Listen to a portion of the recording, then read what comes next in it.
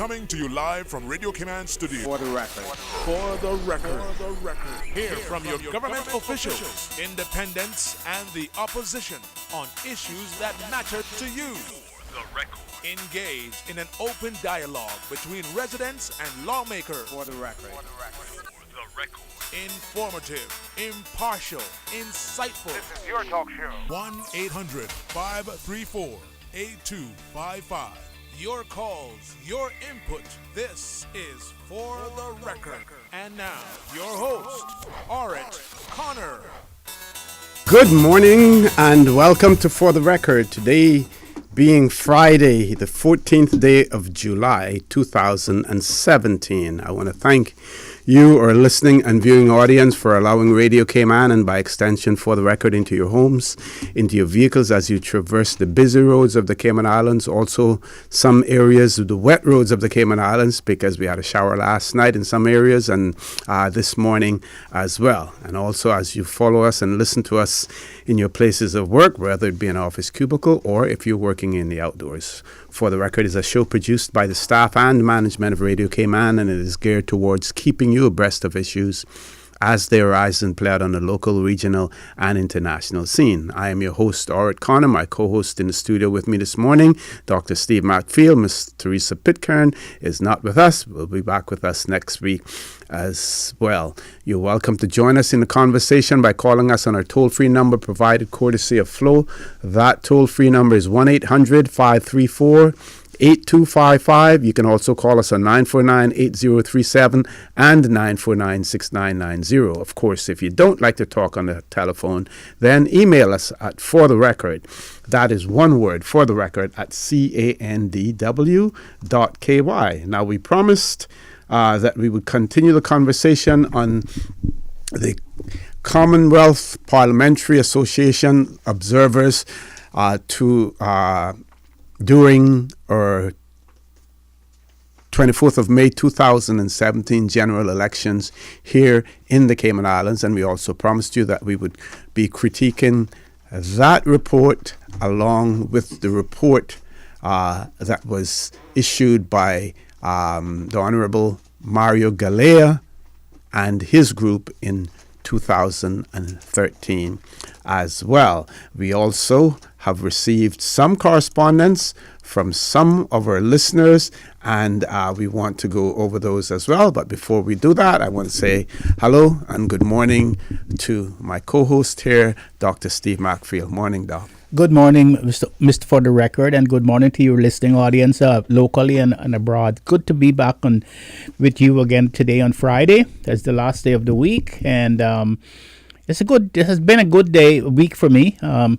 I have the privilege yesterday to being asked by Jamo Miles to attend his camp that he had with a lot of young people up in Borden Town at the Civic Center playfield, the Hague Borden playfield, to speak to them. And I decided to, as I was driving up there, I decided to change what I was going to say and speak to them about growing up in Cayman Islands. I thought that would be an appropriate thing to do, to speak with them about my experience growing up in the Cayman Islands and so forth. And it was very, very, very refreshing. And there are some young people who is following our show, as well as some adults who are following our show. And I met one young lady there, and I was very inspired by this beautiful young girl. I don't know how old she was. She was probably in her teens, but she told me, after she heard what I had to say, she says to me, she said to me, do you know Smiley Conley? And I said, yes, I know a lot about Smiley Conley. I did a lot of research about him. And I said to her, well, what do you know? She said, well, he was one of my great uncles. And he had the first school here, private school. And I said, do you have the pictures of him? She says, yes, I have the pictures of him with his class. Wow. In the archives. And I said, what else do you know? And she says he went to Boston and married a woman there. And, he was a colored Caymanian man of high color. And he got married in Boston. And when when in the form that he filled out to get the marriage license, he didn't put down what color he was, nationality he was, but because he had the name Conley, they thought he was White. Irish, and he was Irish descent, and thought he was white. And we had a good conversation about that, and I was surprised at how people are going back to their roots now to see who they are and stuff. And I felt so proud that we're able to enlighten people here. And another thing that struck me, is that we have a face. We have faces on this program. We have voices and faces on this program, and we do not hide behind anonymous quotes and comments. Yes. And that was something. But there was something that bothered me when I went up there. I noticed that the only field that they had to play in was the only thing but football, and there was no tennis court, there was no badminton court, and there was no swimming pool. And I asked them, why do you think that you don't have those facilities in your communities? And, well, they didn't really understand, the depth of what I was saying. I explained to them, it's because you are considered to be a poor community, and those things are not made for you. You don't live in the other rich areas where they have tennis courts and badminton courts and swimming pools, and so you're relegated to kicking a football because they feel it doesn't have much skill. And so I wonder, why is it that in the Eastern District you don't have a swimming pool for children in the summertime that they can go there, and a tennis court where they can go and play tennis and they can play badminton, except for some football field where boys and girls are kicking the football in the field. And I brought it up with Jamo and said you should be pushing for this in your district. Well, the government has said now that they're going to concentrate more and spend more on social issues, so we're going to have to hold them to their word. Well, as W.E. Du Bois said, the price of liberty is less than the price of repression. Yeah, so true. So true. Let's see if we have enough time that we can start to talk about some of the emails that we received in relation to the discussion on Wednesday. And this listener says, I agree completely that the present regulations need alteration. Sorry, I need to start. Not there, but says, in regard to the recently released recommendations concerning eligibility to vote, kindly consider the following. And what the person is talking about is the Observer Missions report on the elections in 2017, 24th of May. Says, a Caymanian citizen living abroad, on that topic, I agree completely that the present regulations need alteration. All Caymanians, whether living abroad or recently returned, should be eligible to vote. This will serve to increase the voter pool, which is certainly desirable. Mostly all countries provide for overseas voting. Caymanians need to join them. Yes, let's look at that particular issue, and I think that was one that we agreed with. Yes, that if we want to increase the voter numbers, if we want to allow our Caymanians to participate more freely and more effectively in the development of this country, then those Caymanians who are living abroad, but they're still Caymanians, give them the right to vote. Orid, I completely believe in that. I completely agree, and I think that this government, this national, what's it called? Government of National Unity. This government of national unity, they should be listening to what people are saying, and they should be jumping on things like this immediately.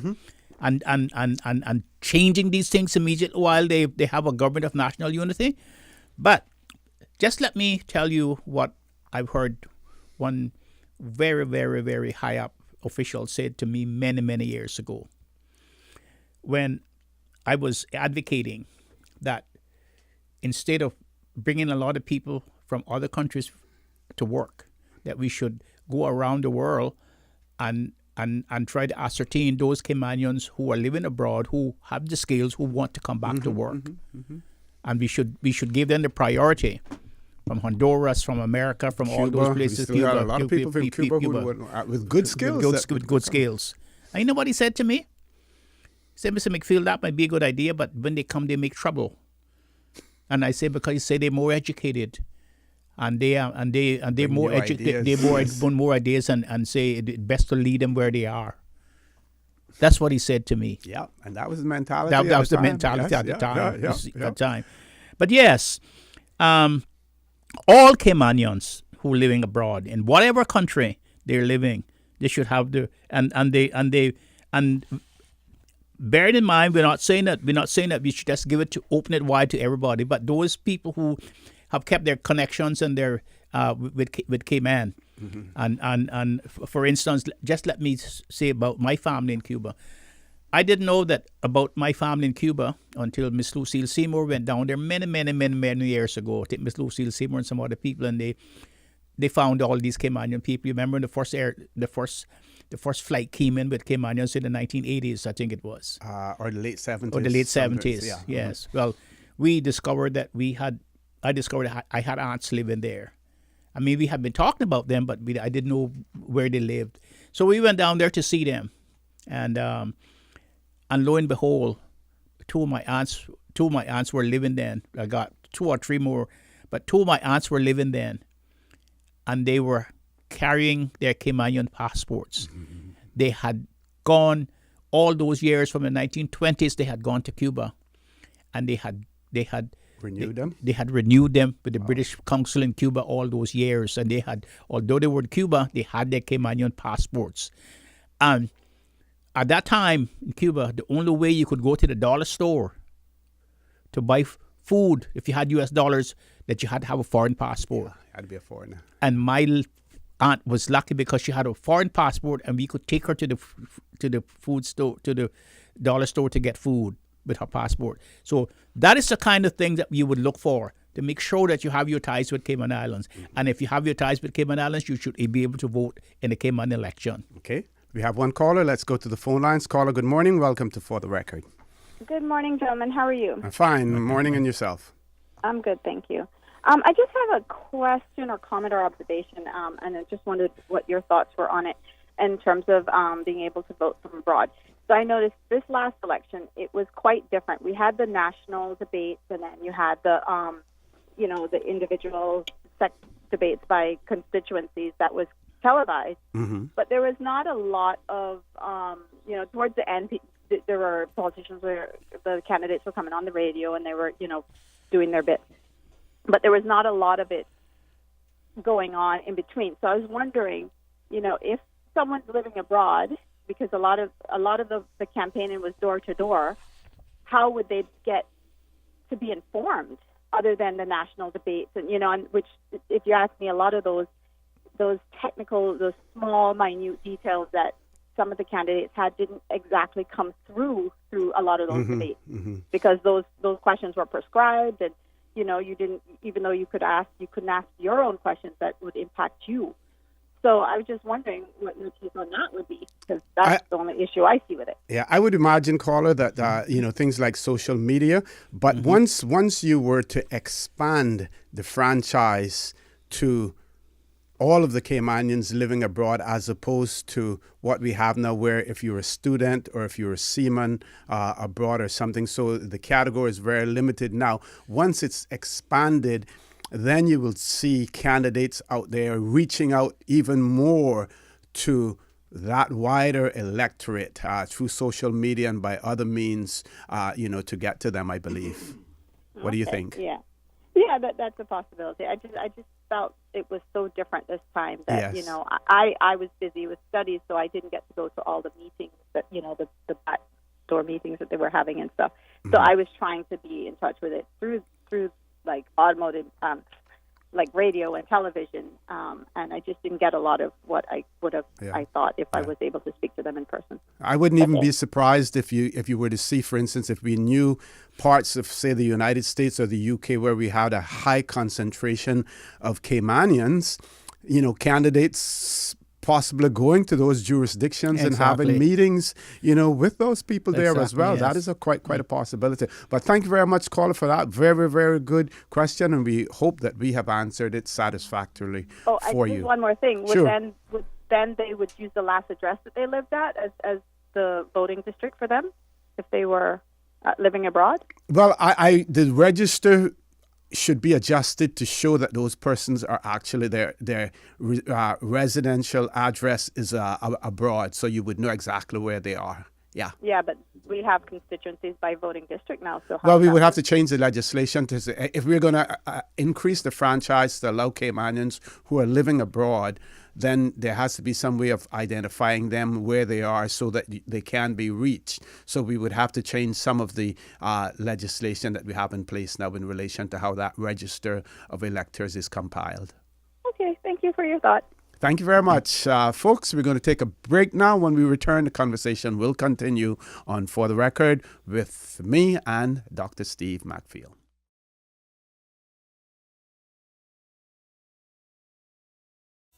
Good morning and welcome back to For the Record.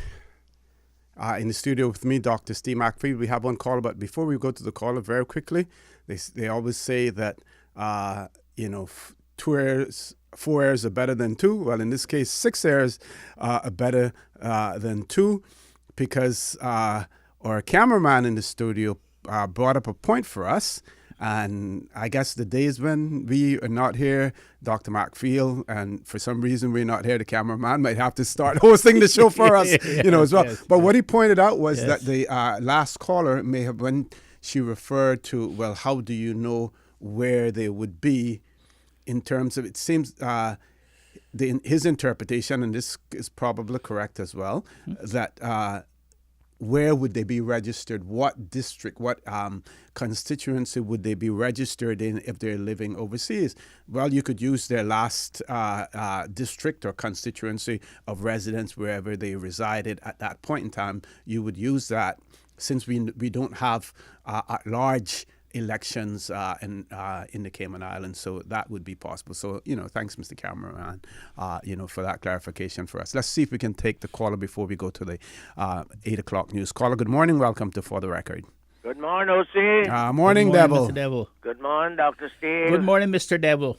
A little bit off the subject for this morning, but could you all tell me what happened to the policy that they had to publish the picture in a local paper before they get a PR or status? Yes. Was it taken off to make it more easier for the undesirables to be one of us?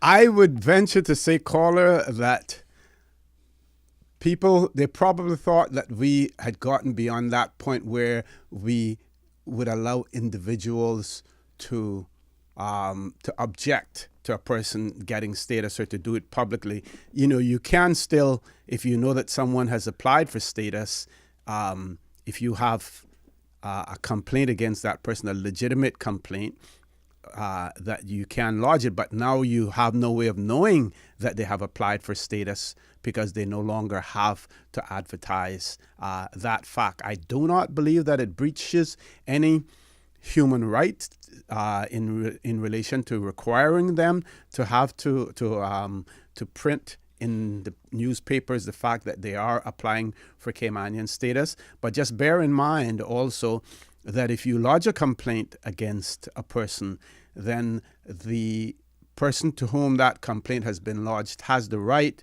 to know the nature of the complaint and to be able to respond to that complaint as well. Would you agree with that, Dr. Mark? Yes, and the application really is not a public application.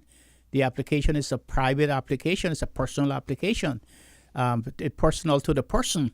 And really, in those respects, the person ought to have some privacy in the application that they're making to the board in which is listed here in their application. And there is also what Ms. OC has said. There is also the rules of natural justice in which the board has to apply to every application, so that even if you even when when the picture is not published and the names are not published in the newspaper, signifying that they're applying for this position, for this status. If you write a letter to them, natural justice says that the person need to know what has been written against them and have a right to reply to that. Yep. Caller, want to thank you very much. Not finished. Okay, very quickly though, because we have to go. We got about half a minute to go to the news. So they be here 10 and 12 years. People rent, just going from place to place, not paying the rent. And when you know anything, there's one of us. It's too late then. Yes. Yeah, good point. That's a good point, Mr. Devil. We'll have to debate that, yes. At some point in time as well in one of our shows. Please stay tuned, folks. For the record, we'll be back immediately after our 8 o'clock news.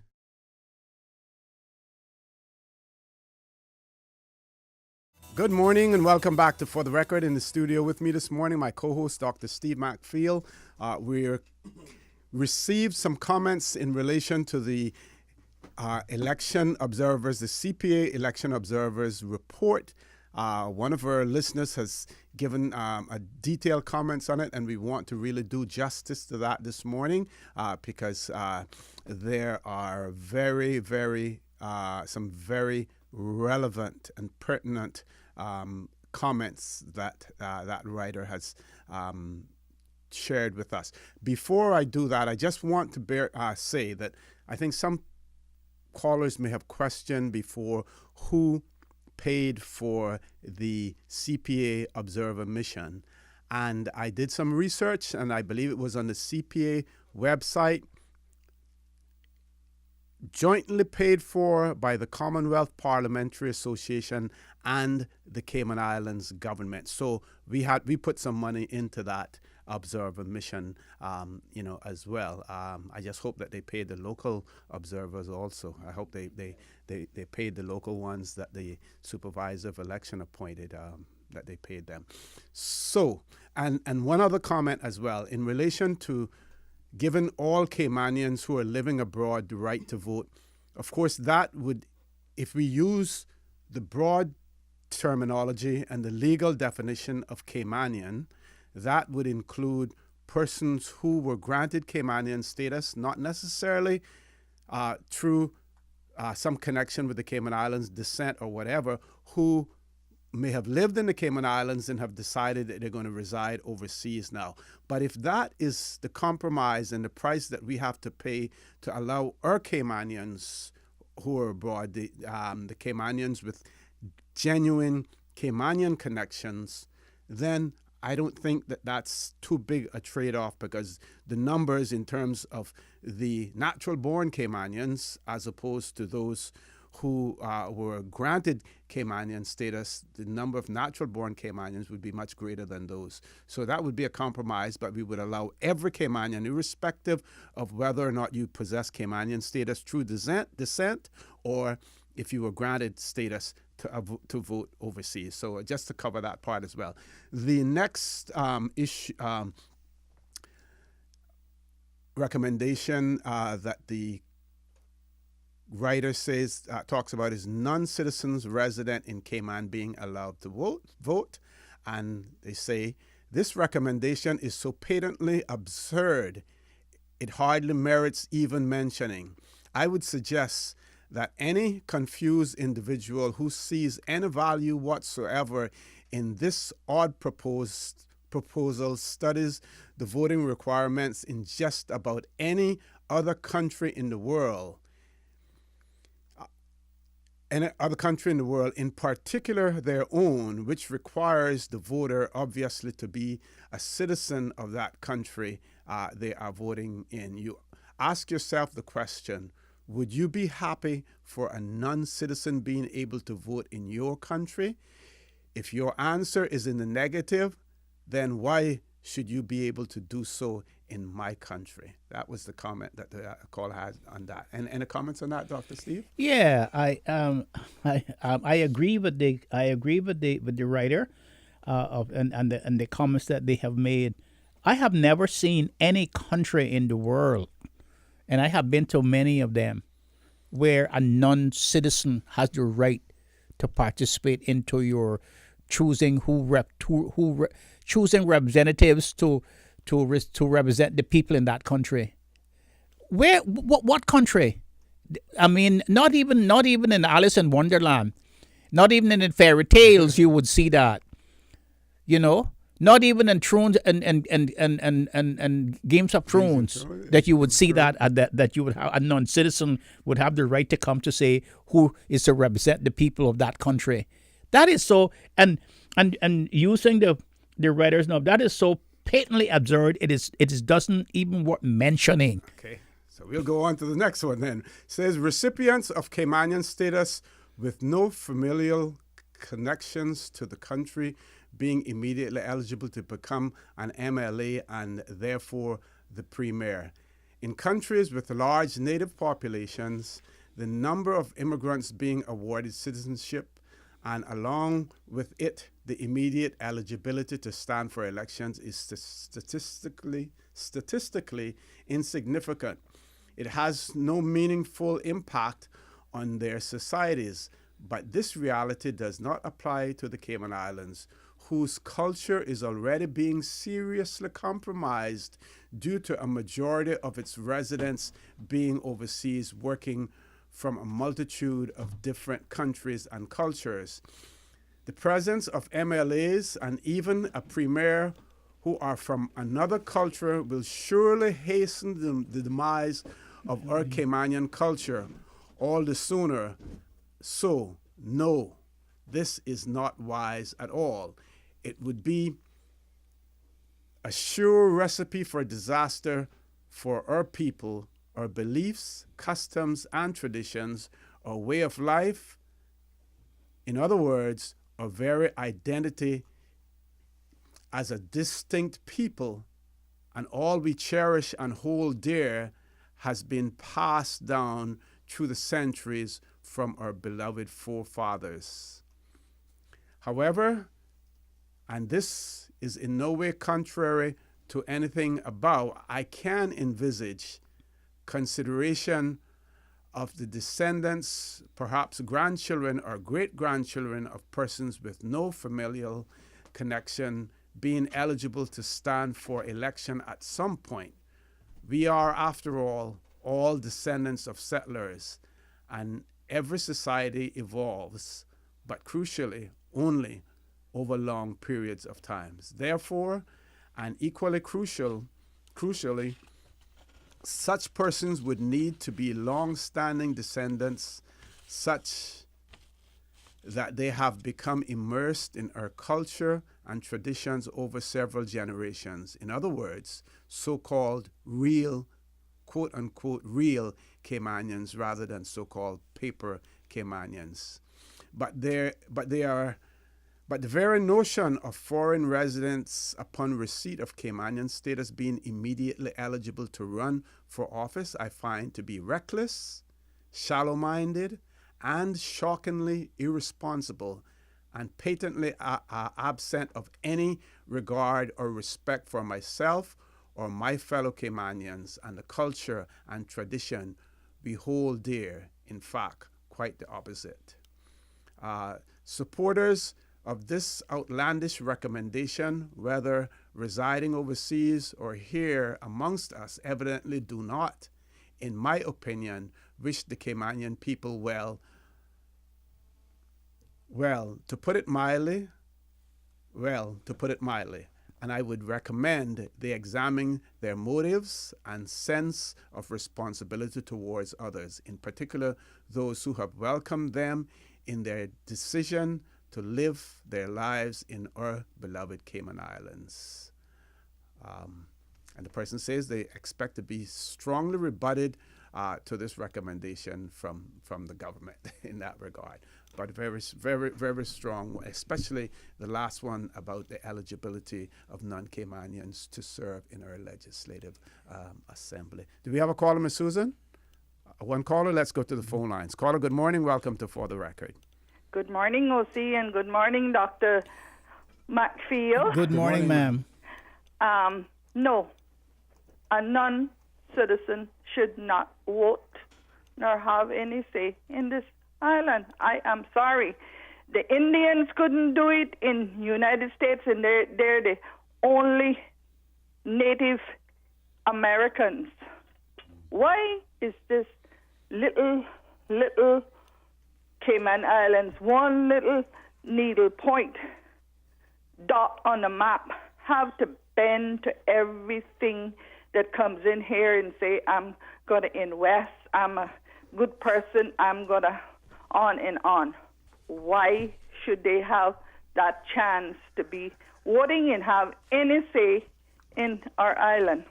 Our own Caymanians that go abroad, get education, whatnot, they can't even find jobs when they get back, even sometimes when the government send them. But we're going to just open our arms. We did so for too long, didn't have any say, kept our mouths closed.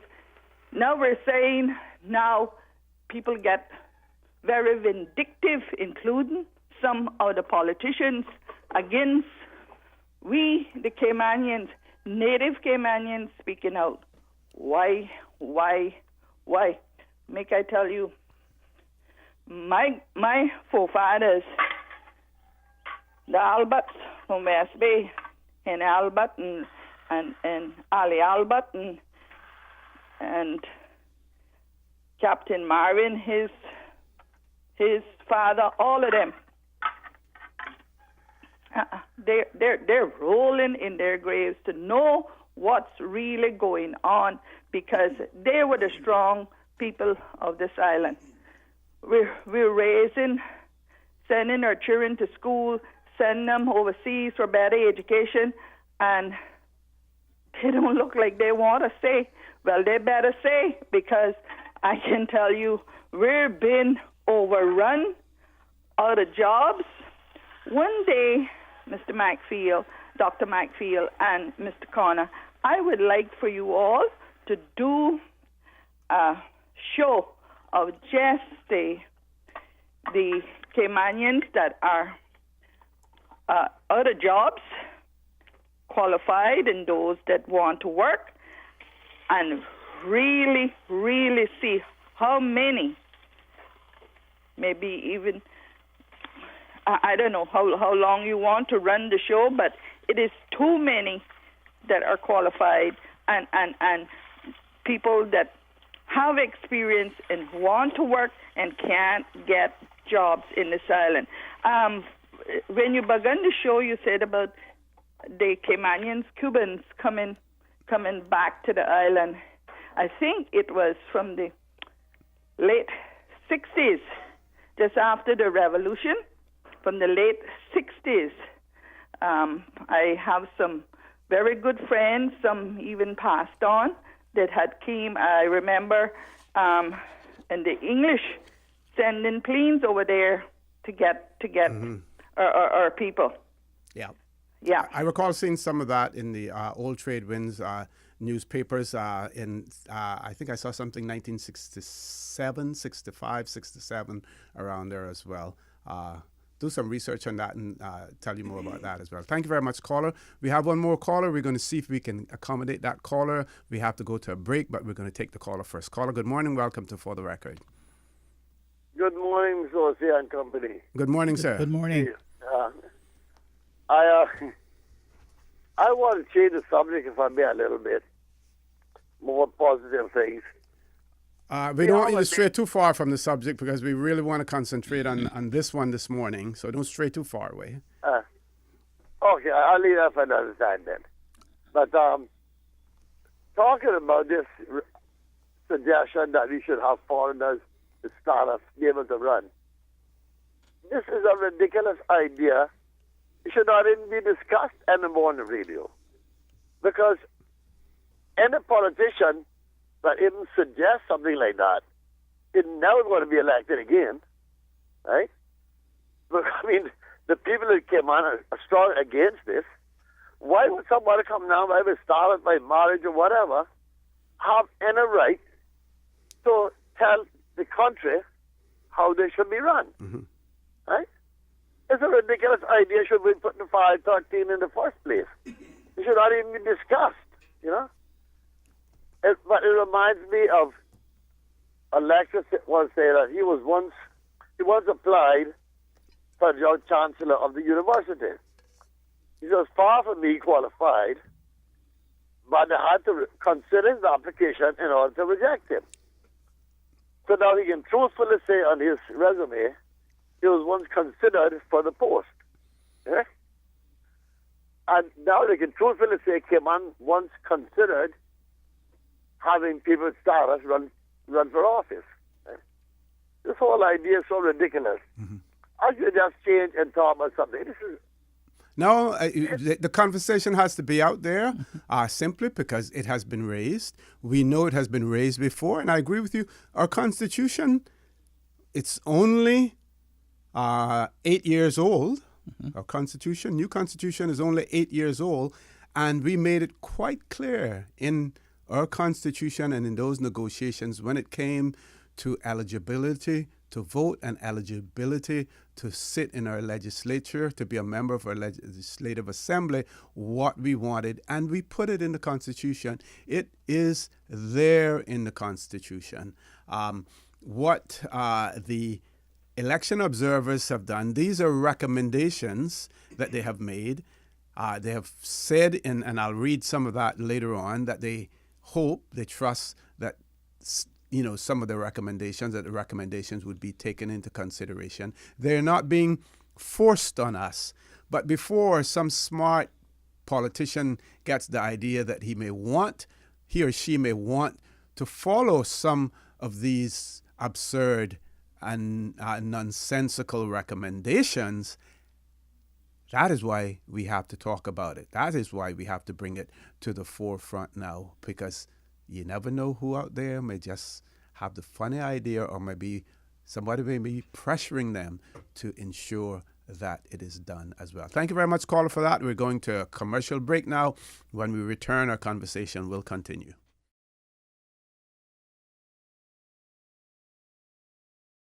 Good morning and welcome back to For the Record. I'm your host, Eric Connor. My co-host in the studio with me this morning, Dr. Steve McField. One caller, let's go to the phone lines. Caller, good morning. Welcome to For the Record.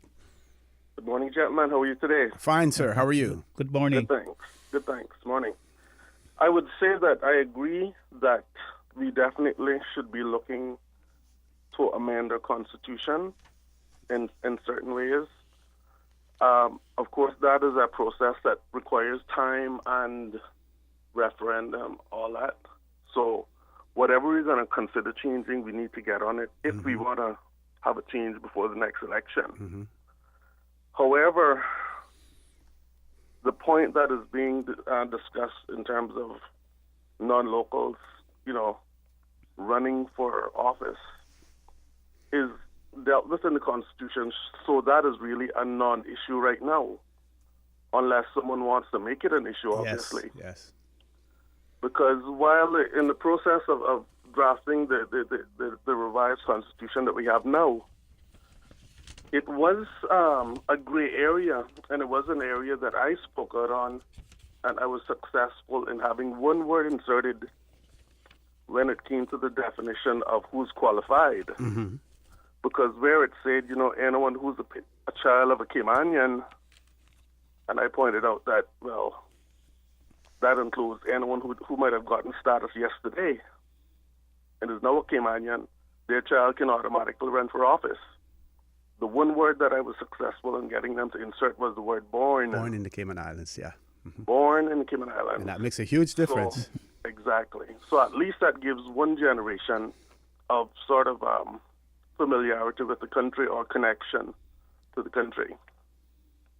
But going back to my first point, I do agree that there are certain little areas that we should look at, such as the lack of ability to object or appeal certain decisions constitutionally that we may want to look at to see if we want to amend. And the final thing I wanted to mention, someone mentioned also earlier the lack of knowledge of who's applying for PR or status. And in this day and age, with internet and technology, that should not even be a problem, because it's like, you remember how we used to, or we still publish the bans Sorry, for people who are getting married. Mm-hmm. Well, that tradition came from the days when everybody went to church and you published the banns on the church door. So the whole community knew or could object to this marriage. That is very different today, and we hardly ever know who's getting married until it's done. Mm-hmm. So again, that's another example where technology could be used. Here's a list of people registered, along with it doesn't even have to have a photograph really, but at least their names and the same information. These are the people set to be married, or these are the people set to applying for PR status. Mm-hmm. And let the community have, we talk about openness, sunshine, transparency, all that. Let the community decide. So the board then would publish the list of applicants that they're considering for Caymanian status or permanent residence to a certain point. Yes, good. Yes, good point. In the good Gazette point. or in the press. Good point. Very I good mean, point. Even if someone wants a liquor license, you got to publish it and put your name out there. So, is a liquor license more important than status or the permanent persons that we're going to residency? allow to live amongst us? Yes, yeah. Exactly. And caller, I have a point that I would like to discuss with you, and that is, right now, the board, the status and permanent residence board, hears the application, sees the applications objectively. They do not see the person that is making the application. No interviews. No interviews. Don't you think that at some time the board has to interview that person personally to see to be satisfied that all the things that person has said on their application, and to follow up something, and that the board ought to have some sort of device where they can gain information before the person comes before the board for the final interview, to make sure that what the person is saying is correct and right. In other words, the boards would have their own officers who would go out there and investigate, like they do in America. Conduct a diligence test. Don't you think that that's necessary? And just to add to that, caller, because right now, if you were the spouse of a Caymanian making an application for residence and employment rights certificate, then you have to go through that interview process. So we put the burden on the spouses of Caymanians, but a person who has no connection with the islands is not interviewed by anyone prior to making their application being heard. Well, definitely. I mean, again, going back to an example of trying to get a visa, you can apply for a visa, but at least the first time you got to show up and they got to talk to you.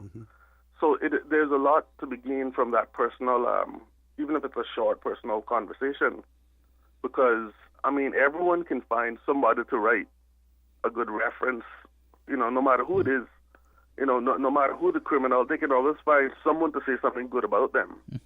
I'm not saying that these people are criminal. I'm just saying that, yes, and again, we all have come from somewhere else.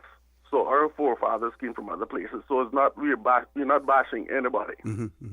I think the root of it is we're trying to decide, as you said some time back, how many people we can facilitate here, and obviously who should they be. So it's not that we're trying to reject anyone. We're just trying to plan for the best future for the country. Yep. But definitely the board should have the right to speak personally to the applicants. But also the applicant should have, in the course of natural justice, the right to know... any complaints against them. Right, any complaints, because you know how Cayman is. Yeah. If you bump somebody's car in a shopping cart, then all of a sudden you're a devil. Yeah. Quite fair. But yeah, it's a delicate thing, and it is very important, too important to be left, debated and then left again for another 3-4 years to think about. Thank you very much, caller. But caller, before you go, many years ago, especially it was around the 80s when our population started to grow and to rise, and we needed a lot of people to come in here, and even the kind of people who came as tourists. And there were two people that had this that quoted that said this, And one of them was Mr. Jim Borden, and I think the other one was Mr. Warren Conlon that says Cayman is not for everyone. Cayman is not for everybody. And if because we have a small island, it's a small country, small nation, and that we cannot take everybody in, that we should be selective in who we have to take. And don't you think that's a right that we should that we should have and that we should portray? That notwithstanding what people may think about us? You're set right now to surpass Bermuda, which is smaller than us in terms of population. And Bermuda is overcrowded, as people know. Yeah, they have strict limits on residents and lots of other things. So we have to put in controls, and people like the Serrata sometimes, entitled. Of course we're entitled. If you're not entitled here, where in the world are we entitled to say or do what we need to do? That doesn't mean we have to be abusive, we have to be fair, but of course we're entitled to protect and to develop our country the proper way. Okay. Thank you very much, caller. Thank you all. Have a good day. Thank you. Now I see Dr. Steve McField where the government is going to be paying Deloitte $143,000, giving them a contract, or they have contracted with them to evaluate immigration strategy. They're paying them $143,000 and they're getting it right here on For the Record for free. I just hope that they have people listening. They're getting it here for free. They could save $143,000. Well, I can tell you between us and our listeners, we're giving them all the information that they need. Yes, and I tell you, Oriet, when I look at that yesterday and this morning, I was driving down this morning. I was thinking, if they had paid you $43,000, you would could have done the job for them as a consultant to them. And I know that you would not ask for the 100, but if they had just given you $43 now, because that was more than what you're getting here for giving the advice. I probably would take the 143, give 100,000 to the scouts. Yes. Let's go to a commercial break, folks. Please stay tuned. For the Record, we'll be back shortly.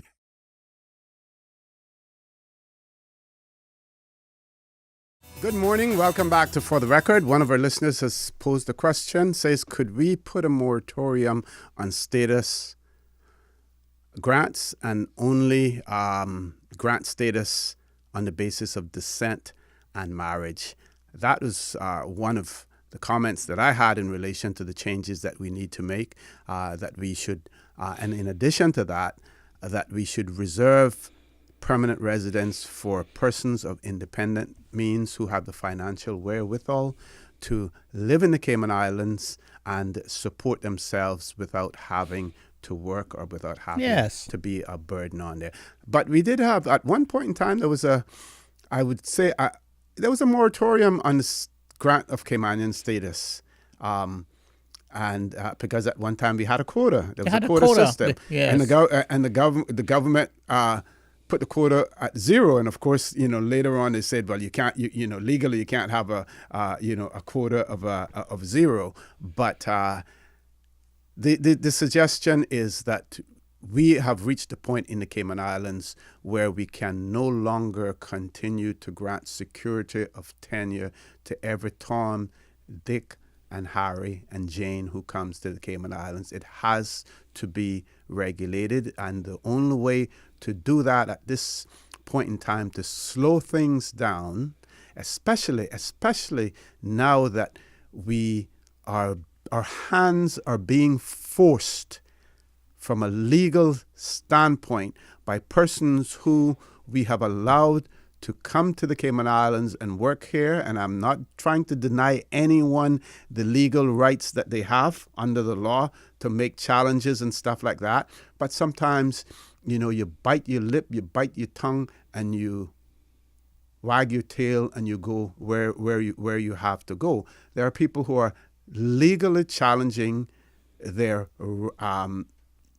right to remain in the Cayman Islands, to have their permanent residence here. Yes, there must be a procedure. Things should be done expediently. But we also have to bear in mind that my guesstimate is that probably more than 50% of those applications that are submitted to the Immigration Department for permanent residence are people who do not qualify for residency in the first place, but are just trying to prolong the whole process so that they can stay here longer. Because for every year that they're able to continue to work in the Cayman Islands, that's more money they can save and they can send home to, for people who depend on them for their support. Let's go to the phone lines. Caller, good morning. Welcome to For the Record. Good morning, LC, and good morning, Dr. Steve. Good morning, sir. How are you doing? Not too bad this morning. I've been listening to the show this morning, especially. You came up with this idea just now. Same thing I had in my mind a while ago talking about Cayman status. I believe that we should shut it down for 10 years because we have a lot of things that happen right now, and the people in this country are getting confused. Everybody coming here and telling you what they want. It's not what you want, it's what they want now. See, they believe that these little 3 islands, that they can control them just like how they did South Africa years ago. But if the people in this country don't stop and think for the next 10 years this country what's going to happen, they're going to be running from here, go someplace else to look a living.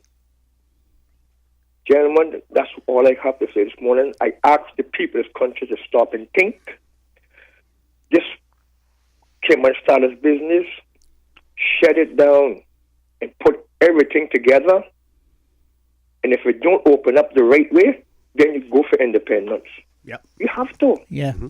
Yes, caller. And the problem that we have, caller, is that we have to protect ourselves and our children and our grandchildren. And it seems to me that there's a whole philosophy now that people don't care about their own families anymore. They don't care about the next person's families, and they don't care about the families down the street from them. The only thing they care about now is how much money they can make now. And they do not understand that in the next generation, if we do not protect ourselves, that we will become extinct. And as the writer of the paper said this morning, they will hasten our demise in our own of the Cayman culture, and she said that is not wise. And I agree with you that we should have a moratorium and that we should go back to the drawing board and that we should bring back something that protect us. But you see, we have a problem when we do not control our economic and our social system. We have reluctantly given that to other people, and now they threaten us when we don't give them what they want, and we should just call their bluffs. Mm-hmm. I agree. Thank you very much for that, Dr. Steve. We're going to shift gears, going back to the election, Commonwealth Parliamentary Association's observers in the Cayman Islands. We mentioned a few days ago, we questioned whether or not the recent observer mission had a remit. And here's what they say in their introduction. The mandate of the Elections Observer Mission was to conduct an assessment of the electoral process and to review compliance with the laws of the Cayman Islands, very important, as well as with the international legal instruments applicable to the Cayman Islands.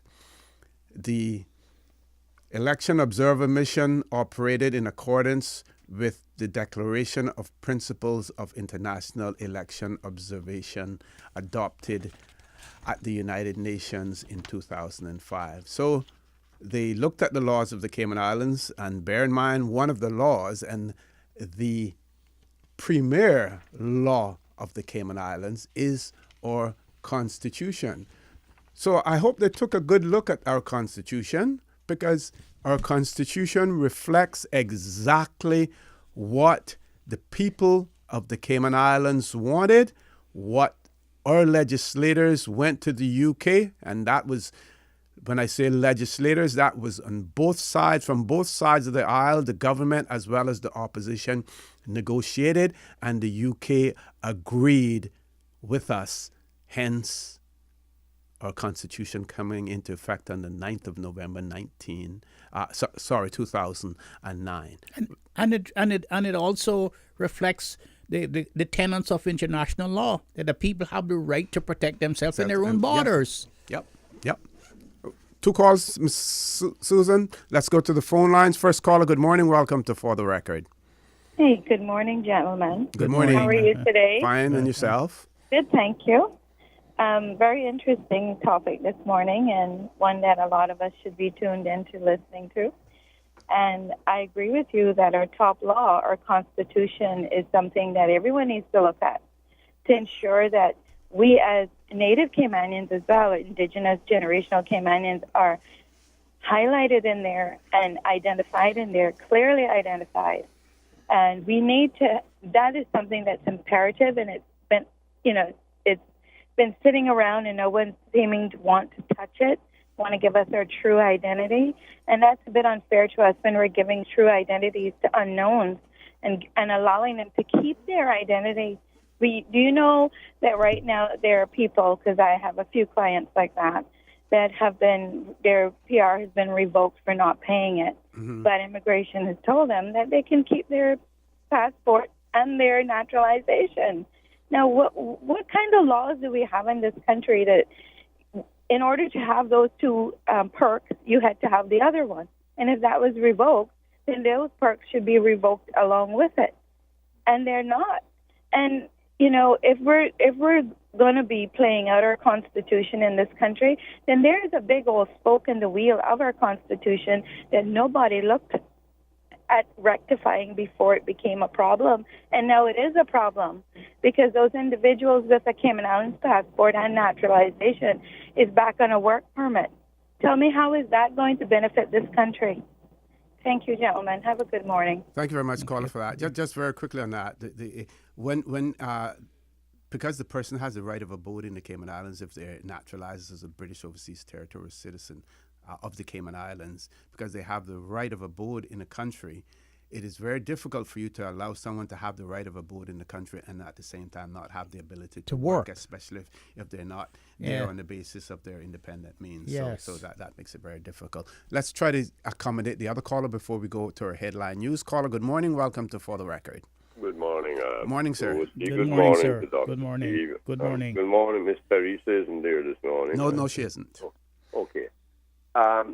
I know some years ago they used to publish the pictures of the people when they were applying for status. Yep, we spoke about that earlier this morning. Mm-hmm. Oh, I didn't hear the earlier part. I don't know why they stopped it, but I thought maybe it might be some discriminatory thing if say several of the people were white and several were colored that was applying. Maybe that's why they stopped it. I don't know. I didn't hear what you had to say about it. They, in addition to that, I think they have to provide a photograph as well when they submit their application. So, yeah. Yes, and I don't know if it was that considered or the discriminatory, but I don't see any reason why it should have been stopped. But same thing with the protection law. But I don't see why we have to make it such a such a complication, and we have to fight to protect the rights of our people. But when I think about it, we tend to, instead of being very forceful and say the only people who may go to the polls or to be an elector, you must be a citizen of the Cayman Islands. The electors law, every time they come out every 3 months, I think it is, because you know a lot about that, Mr. O.C. You mean the register of electors? Yeah, Yes, yeah. The register of electors. On a quarterly basis, yeah. 6 paragraphs showing you and it goes into a long list of sentences that it's almost confusing, and you do wonder whether the person has to actually be a Caymanian. But that's almost taken verbatim from our Constitution, that's almost taken verbatim from there. And Constitution, I wish we'd try to copy something like the U.S. one, which is very to the point and doesn't waste too much words. And if we say you have to be a citizen, that's the only way you can vote. You can get citizenship by two means. Of course, you have as of right, and as of right is a powerful thing because it only used to be. At first, I remember when Mr. Bostock told me on my own, and he said, I cannot refuse. You didn't even have to apply, really.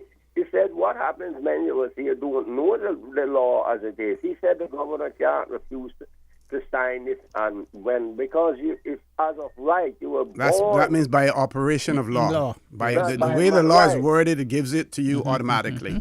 Yeah, and he said because of my parents and grandparents and their parents, grandparents, and I was born in a British colony where the British governor had overall charge of this colony where your parents were born. It automatically was, as he said, it was as if you were born right here. There's very little difference because you were born before that colony became independent, long before. But what the law said in 1971, 72, immigration law, if you were born in the Cayman Islands or of parents, one of whom was born in the Cayman Islands. So that means if you were born here, you had it, or if you were a child of a parent who was born in the Cayman Islands, irrespective of where you were born, you also possess Cayman Island status. And he did state emphatically that it was very important to note that. But I just wondered why is it so hard for us to do something, move forward like what Bermuda has, which is clear, and they clearly protect their people, as we all know. Yes, they have problems just like every other country, but they're the same as we are, a British Crown colony. They're into the financial world. They manufacture very little like we do, of no significance. And why can't we just have the courage to do what they do? We protect you. Only a few people will be allowed to have work permits. Only a few people will be allowed to purchase land in certain circumstances. Only a few people will be allowed to have these jobs. And that's it. It's cut and dried. Everybody knows when they go there what they have to face. Thank you very much, caller. We have to go to Headline News. Thanks very much for that. Bermuda, sometimes, and not sometimes. Please stay tuned for the record. We'll be back shortly.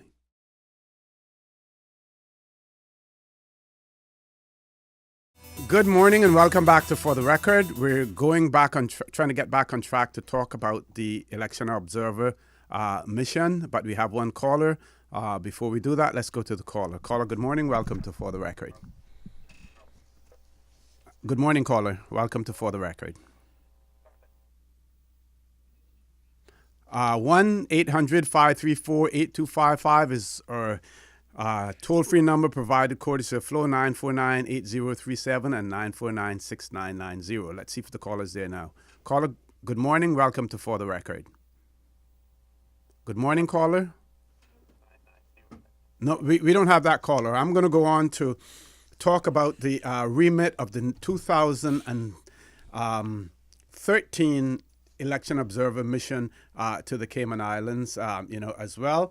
And what they said is that they said their remit was to assess the electoral process in accordance with international commitments for elections as well as the laws of the Cayman Islands. The Election Observer Mission was independent in its findings and conclusions and adhered to the Declaration of the Principles of International Election Observers signed by the United Nations in October 2005. If these weren't standard things that they put in to their report, you would almost want to accuse them of plagiarism. Because they are the exact words that are on there. What we want to look at, starting with the 2013 report, we want to look at the recommendations that they made, and let's see how many of them that we acted on. Remember, folks, that these are only recommendations. They cannot be forced upon us in any way, but they are recommendations to allow us to be in line with international with international precepts, I would say, to be in line with those.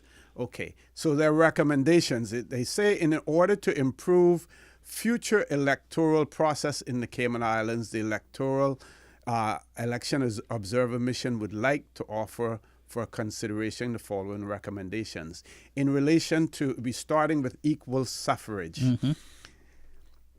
The equal suffrage principle of one person, one vote, or equal numbers of votes could be achieved by introducing an election system with single member constituencies or, listen folks, single member constituencies or multi-member constituencies with equal number of elected members of the Legislative Assembly. The newly defined constituencies could contain as far as possible and practicable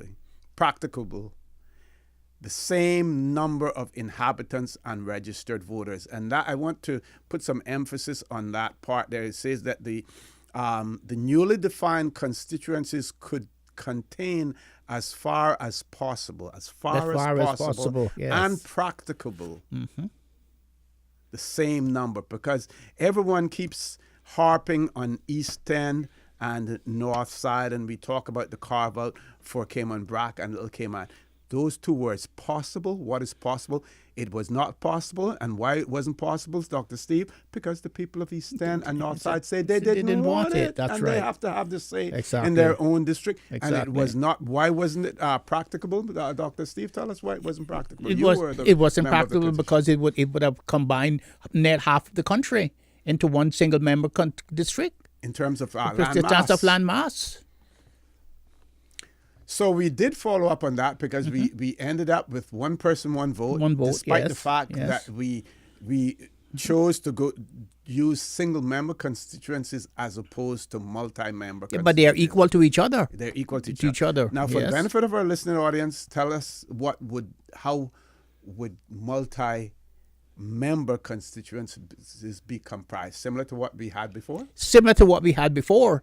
We had multi-member. Because we had multi-member voting before, where I don't understand what they actually mean. Whether it would be multi-member voting throughout the whole island, or would be multi-member voting throughout each district. Because we had multi-member voting before, and some people were advocating we should have multi-member voting throughout the whole island. In other words, the whole island should be one multi-member constituency, and people should be able to vote for anyone. What do you call that? Large. Large. Yeah. So if you're checking off your list, in 2013, one of the recommendations, equal suffrage, we accepted a recommendation. Do we have that caller back, Ms. Susan? We lost that caller again. Okay. Let's go to the next one, right to vote. Reducing the required period of residency in the Cayman Islands prior to the registration of an elector could increase the number of registered electors and enhance overall inclusiveness of the elections process. We didn't go there. We didn't follow that. But we need to go there. We need to do that soon. Yes. And we need to do that before the next election. And we need to not wait till the last minute, because we have 4 years now, which we can do that now, and we can do that successfully. So we ought to start doing that. We ought to start looking at that now, and we ought to start getting a commission, a constitutional commission, to be able to look into that and to make recommendations to the government how that's going to work. Okay, and we have one caller, but before we go to that caller, just want to go through one more recommendation. And folks, I just want to remind you, this is the 2013 recommendations from the Election Observer Mission. We're going through this to see where we have accepted their recommendations and where we have not. Later on, probably not on this show because we don't have enough time, we will look at the recommendations, the recent recommendations of the 2017 Observer Mission, and we will talk about those things that we feel we should look into and those that we should not look into. So this one has to do with the right to stand for elections, reducing the required period of residency of candidates in the Cayman Islands prior to the date of nomination would open up the universal right to stand for elective office to a large number of otherwise qualified citizens. So they're already qualified. Yes. So they're only concerned about the residency requirement. A clear legal definition of his or her own act, and that has to do with citizenship, right? Yes. In relation to other citizenship could bring more clarity for the elections office when deciding on eligibility of candidates, as well as for potential candidates when deciding whether to contest an election. So just put an asterisk by that, Dr. Steve. We're going to come back to that when we take the caller. Caller, good morning. Welcome to For the Record. Morning, gentlemen. How you doing? Hey, morning, Chris. How are you? Good morning. I'm fine. Well, I know you have limited time, but I've already actually gone through both the 2013 and the 2017 report. Mm-hmm. And I can tell you, I mean, the 2013 had 20 recommendations as opposed to 14 in the 2017 report. Mm-hmm. But the salient points that jump out of the 2013 report that I believe was, well, one, campaign finance they spoke about in 2013. They did the same also in 2017. Nothing was done about that to some extent. I mean, they made the constituencies smaller, but then they gave them more money to spend, which I couldn't figure out that one. But as you can see, the bulk of the inflation. As you can see from even the election returns, I mean, you look at the actual average, a lot of people spend around the 20,000 range and less. You know what I mean? So clearly, going as high as we needed what really wasn't necessary. But take a look and see who actually used, who went very close to averages, and you would actually have seen it was actually the government of the day. So they knew exactly what it was that they were asking for, why they pushed it so high. But that's a different story for a different time. But one of the things that I would have loved is when they spoke about the voter education from the 2013, in terms of more information out there for voters. I think that really is one of the keys. I mean, they did speak about, especially in the 2017 report, the election law basically be changed 6 months before the election and not giving people enough time. I mean, luckily, we didn't have as much spoiled ballots as people thought we would have had, so that worked out quite fine. But yeah, and I predicted that as well, that we wouldn't have that.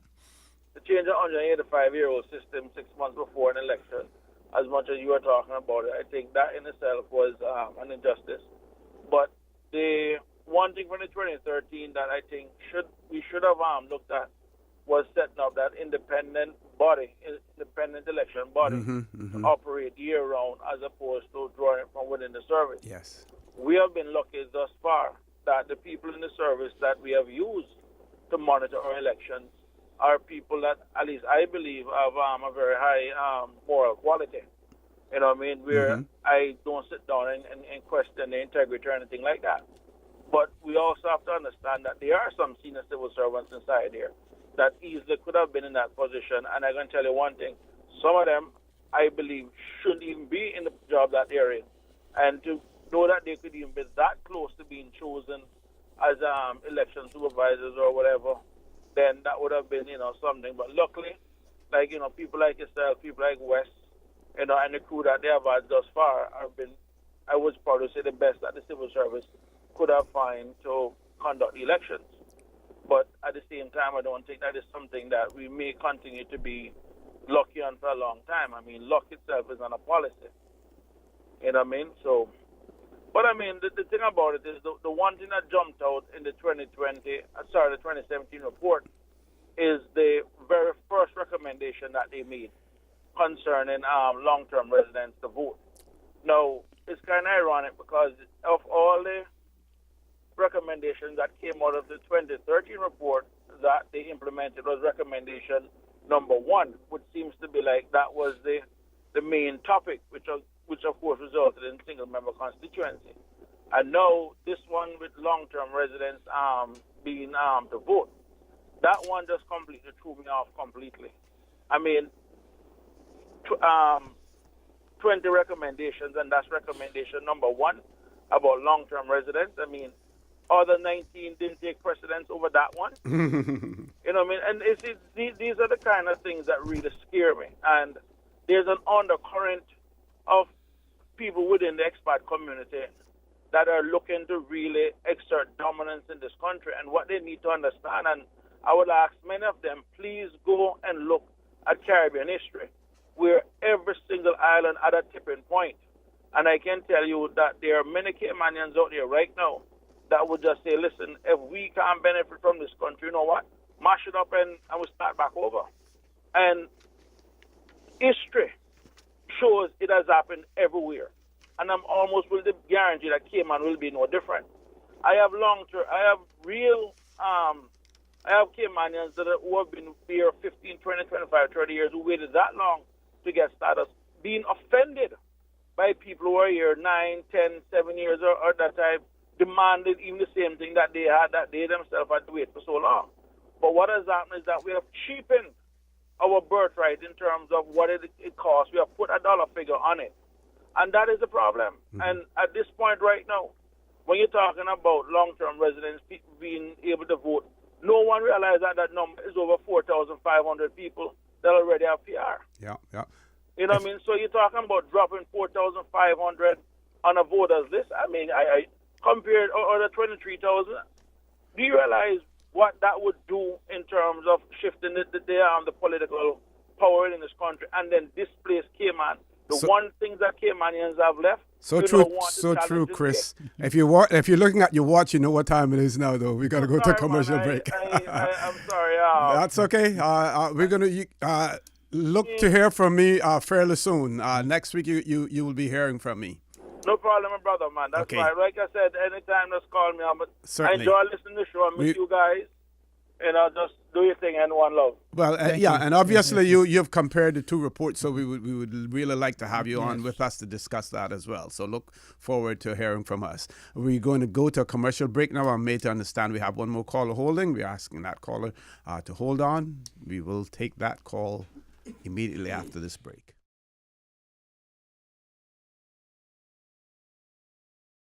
Good morning. Welcome back to For the Record. As promised, we're going straight to the phone lines. Caller, good morning. Welcome to For the Record. Good morning again, gentlemen. Morning again, sir. And I try to understand Mr. Emily and Mr. Saunders' observations here and his concerns. And one thing that really concerns me is that our Emily is now elected, have 4 years in a very serious, crucial time of our history. As you mentioned, with a 185-year period changing it suddenly, just some months or so, a year before elections, whatever. That I would wish for them not to concentrate on something like a report, because we can turn that over to the elections office, the capable handles to Howell and staff, and others I believe might have be employed now, as he was saying, like, have it a full-time thing, not just towards the end of the year, to handle these queries or questions or decide and contact MLAs, contact people to see if they want any change whatsoever, rather than focusing on some very, very serious issues that we face, as far as I'm concerned, terribly serious. In any case, many of those things, since we're a British Crown colony, the British government might get up and say you'll have to put them in place. I don't know. You two gentlemen know a lot more than that, but I do believe since we're a Crown colony, they might very well do it. Are you talking about the recommendations made by the observers? I don't know. What I'm saying is I would rather we focus on getting things, serious issues in bills or whatever in Parliament. Yeah. One thing I'd suggest, and I don't know if you think along my way, you gentlemen know a lot more than I do, but when we're going to talk, and we should be talking to our people now about the possibility of going independent, all the ramifications, so forth, since we're much more financially able now than we were 50-odd years ago when we had the courage. We don't have the courage, that's what happens to us now, but we should also discuss with our people at the same time, or maybe the next day, what it would mean for the British government to take us over under direct control, because they still have that nuclear option as far as I know, with my limited knowledge. I think we should discuss that also. And no better than in the hands of you two gentlemen would have some forums, along with maybe Mr. Gilbert McLean, Mr. Mary Lawrence, and others, to discuss that with our people, because I think it's important for them to know the two options. I mean, there are others. There are more, more autonomous situations like Bermuda, which we should discuss also.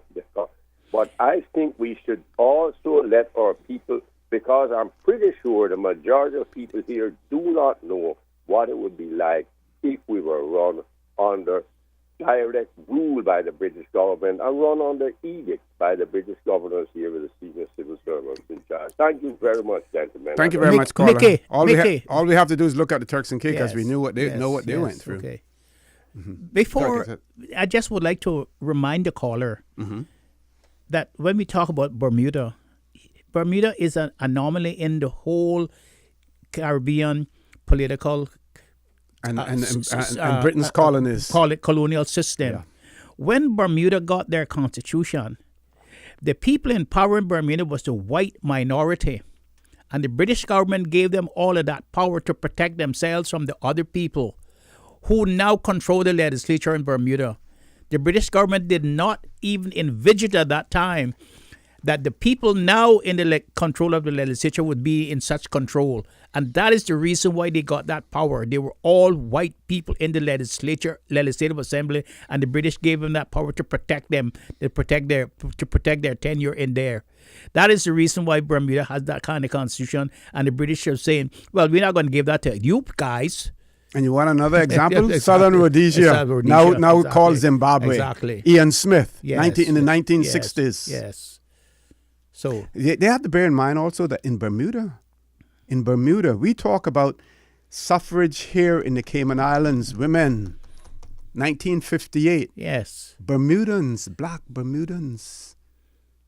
The universal adult suffrage in Bermuda, 1968, folks. Yes. 1968 universal adult suffrage in Bermuda. Not 1958. Not 1958. 1968. Yeah, that's right. Anyway, let's go to our 2013 Observer Mission Report, the right to stand for elections, and I read that before, and just want you to comment on that now, Dr. Markfield. Well, this is the whole thing again.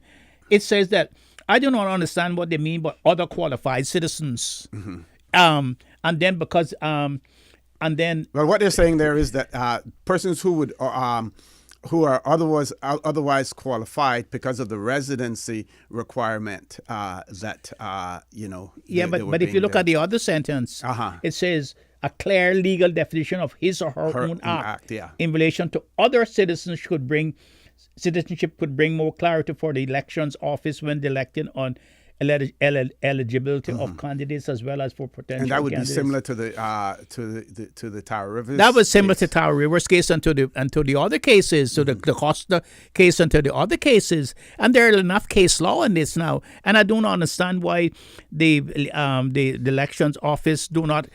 Why they're trying to take that away from elections office, because I think there's enough people in elections office now, and with you who has great knowledge of the elections and the Constitution and the elections law, cannot define who is eligible to be elected, who's not eligible to be elected. So we don't need any further definition of his or her own act. So we haven't under Section 62 of the Constitution. So we haven't followed up on that recommendation, and your feeling is that there's no need to. There's no need to do that. Here's one that Mr. Saunders referred to. Independent election management body. Establishing an independent election management body with independent budgetary financing could further increase the public confidence in the election process. A broad public and political consensus would be needed to define the qualification criteria, selection process, and terms of reference for the members of such independent body. We don't have to reinvent the wheel. There are many countries that have independent electoral bodies. To me, they should have been much stronger in their approach to this and in their criticism, and they should point out the current system that we have, and maybe they've done that in some other parts of it, where right now it is the governor. It is the governor who has responsibility. Yes. And not only that, people talk about the fact that you can because of the serial number, and that's one of the things on it, the number that is placed on the ballot paper Yes. and on the counterfoil. Yes. Bear in mind that the person who has custody Of that those can tell- after the election, and that is the governor. That's the governor also. The governor also. So let's go to Mickey's scenario. What suppose we were brought under administration, and we don't even have to be brought under administration. The governor can use their reserve powers if they Exactly. wanted to Anytime. access those election Yes, documents if yes, they wanted yes, to. Now, there yes. would probably have to be legal reasons for doing it. But the point that I'm trying to make is now that control of the election system, we have handed that over To the that governor. has always been in the hands of the governor. And this proposal here of an independent election management body is something that we need to look at. But for some reason, it seems as if those things that will move us forward, that will advance us, that will give our people more control over what we do and what happens here. And we are responsible people. We're not going to, go out there and be outlandish and do things that are not consistent with international law in that. But for some reason, we are hesitant to implement these things that will give our people more control of what happens in this country. But With that, I'll give you an opportunity for your closing remarks. Remember, Orit, you remember when there was the foundation for an independent election management body. There was a foundation laid for that. Mm-hmm. There was yourself. There was Colford Scott. There was Corner Gomez. There was Mr. McCoy, and there was Mr. Whitaker, and the other backup system. Yep. That was almost permanent. It was a permanent office. And who destroyed it? Duncan Taylor destroyed it. Yep. He refused to fund it. He fired the people from there. He destroyed it. And then you saw this election where they had to quickly get people together to be able to do it. And I got to give Mr. Howell credit for being able to marshal those people together to get the election with all go the challenges with all the challenges they had to do. But it is them who doesn't want us to have an independent electoral management body.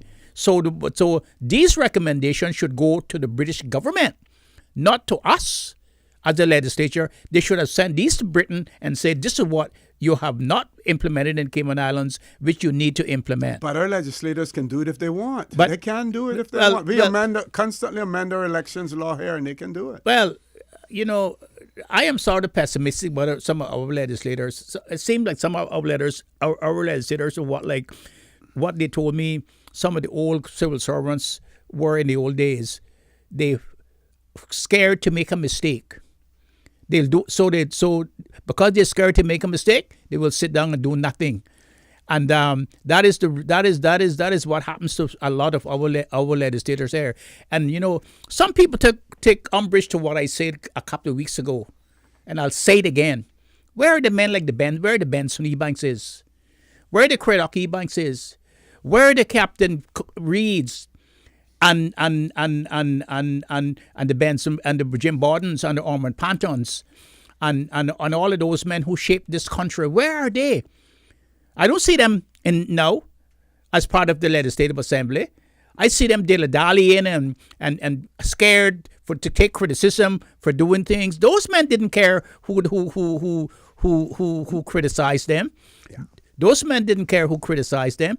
And I say that when we get those men back, the caliber of those men back, similar to those men back in the Legislative Assembly, then we will have the people who will go and who will amend the legislation to see us ready and to do what we have to do to protect ourselves in our own country. Thank you very much for that, Dr. Steve Markfield. I want to thank our listening and viewing audience for allowing Radio Cayman, and by extension For the Record, into your homes, into your vehicles as you traverse the busy roads of the Cayman Islands, into your places of work, whether it be in an office cubicle or if you're working in the outdoors. I also want to remind you that we are our brothers and our sisters keepers. There is always someone out there who's less fortunate than we are, and I ask you to extend a helping hand to them. If you can't do that, then I suggest you donate to a worthy charity, because we always want to consider necessarily those who need, not necessarily those who want. I say to you, have a great day.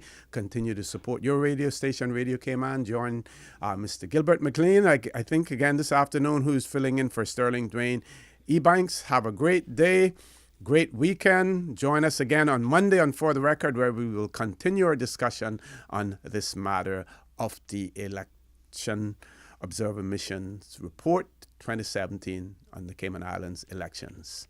Have a great weekend, and as usual, we ask the good Lord to bless these three beautiful, wonderful Cayman Islands. Informative, impartial, insightful. This is your talk show. 1-800-534-8255. Your calls, your input.